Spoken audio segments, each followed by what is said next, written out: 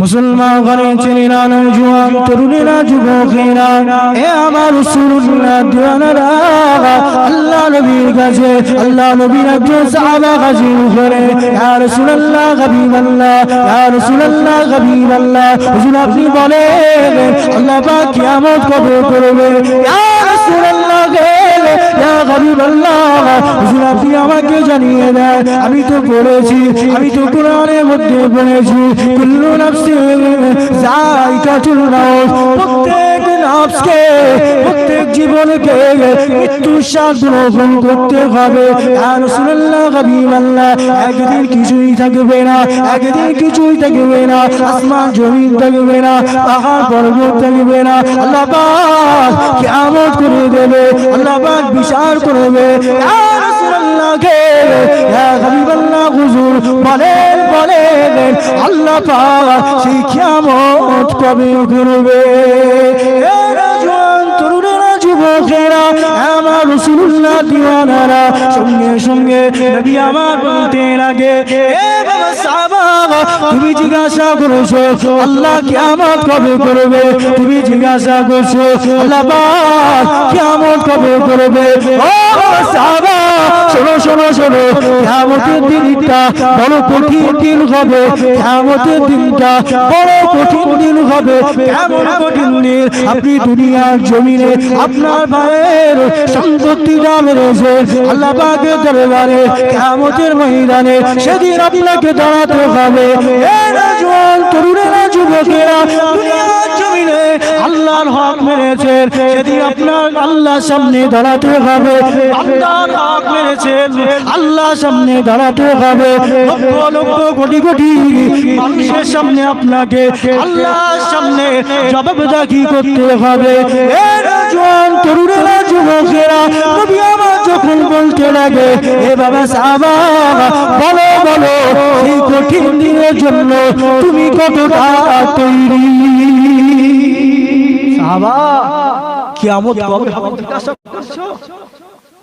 তুমি কতটা তৈরি হয়েছো সেই দিন কত কঠিন হবে আজ তুমি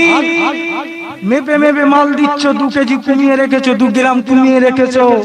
কিন্তু আমার আল্লাহ পাক সেভ করে রেখেছে যে কিয়ামতের ময়দানে কাঠগড়াতে আপনাকে দাঁড় করানো হবে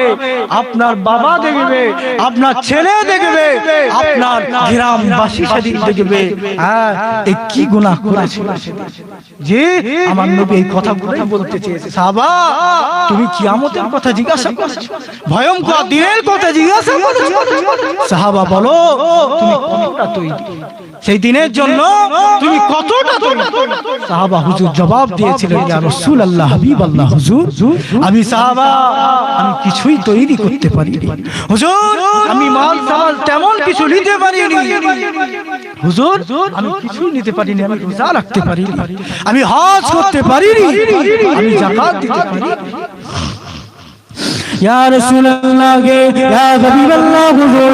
না না আমি সাহাবা নামাজ পড়তে পারি না কেমন নামাজ পড়তে পারি না আল্লাহ যেমন নামাজ পড়তে বলেছে ইয়া রাসূলুল্লাহ হাবিবাল্লাহ না না আমি সাহাবা রোজা রাখতে পারি না কেমন রোজা রাখতে পারি না আর আল্লাহ যেমন রোজা রাখতে বলেছে ইয়া ইয়া হাবিবাল্লাহ হুজুর কথায় আমি কোনো আমল করতে পারি না হুজুর আমি আল্লাহ পাকের আদেশগুলো মানতে পারি না তবে কিয়ামতের ময়দানে যখন আল্লাহ আমাকে কাঠগড়ায় দাঁড় করাবে কিয়ামতের ময়দানে যখন আল্লাহ আমাকে হিসাব নেবে আমি সেই সময় আল্লাহর সামনে দাঁড়াবো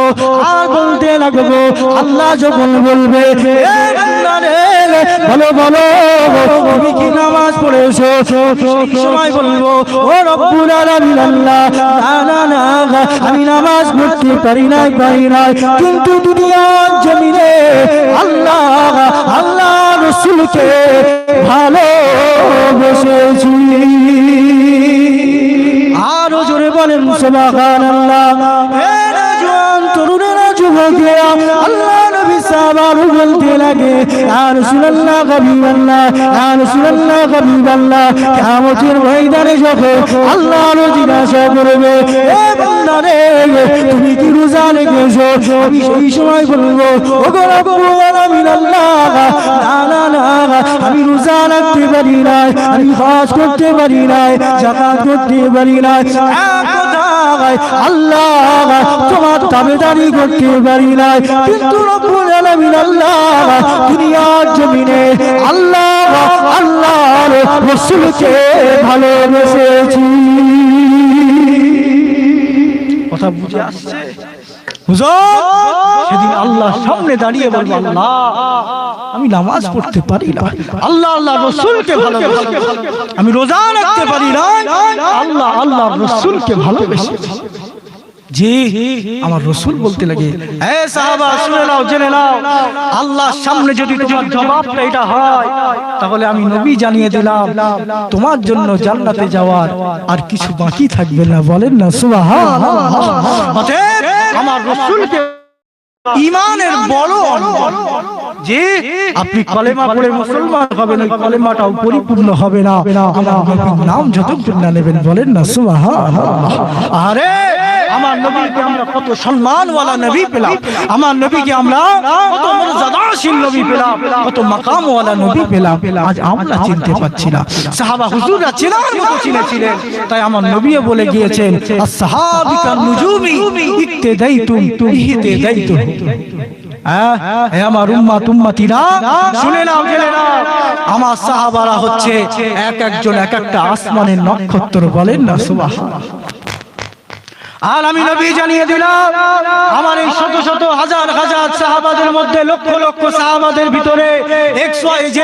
যে কোনো একটা সাহাবাকে তোমরা ফলো করবে যে কোনো একটা সাহাবার জীবন জিন্দেগিটা তোমাদের জীবন জিন্দেগির ভিতরে এনে নেবে আমি নবী জানিয়ে দিলাম